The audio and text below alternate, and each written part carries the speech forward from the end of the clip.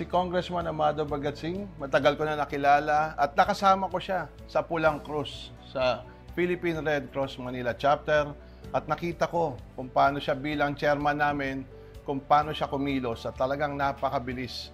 Kaya palagi sa Red Cross pa lang, no, makikita mo aksyon kaagad, bilis kilos lahat pagdating sa Red Cross. At doon ko rin nakita yung mga volunteers ng Red Cross na very active. No, pagdating naman sa Kabaka, kay Kong Amado, bilis kilos din lahat. Kasi nakita ko rin yung mga volunteers ng Kabaka. Ang mga Kabaka members natin, lahat sila nagre-represent Amado Bagatsing, Amado Bagatsing, Amado Bagatsing, Amado Bagatsing. Lahat sila Amado Bagatsing. At gaano karami sila sa isang barangay, napakaraming Amado Bagatsing.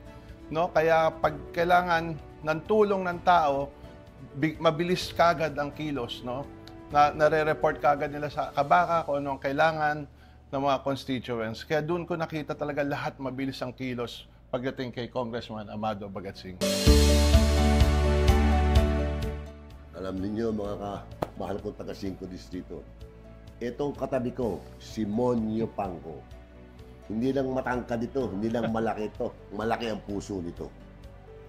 Dahil 5 termino niyo na silang ginawang konsihan. Ngayon pang-6, last term na niya. So ano pa hahanapin natin? May pruweba na po itong si Monyo Pangco. Bombero ng bayan, may TESDA, may salamin sa mata. Marami siyang programa. Kaya nga 5 termino niyo siyang naging konsehan.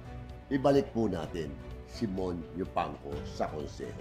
Kaya mahal ko mga taga 5 distrito, atin pong iboto. Monyo Pangco, number 31 sa balota. At syempre, 5 distrito, number 1 sa balota, iboto at ipanalo at ibalik natin Congressman Amado Bagatsing. Manila, God first! Si Amado Bagatsing, inyong mapapanood.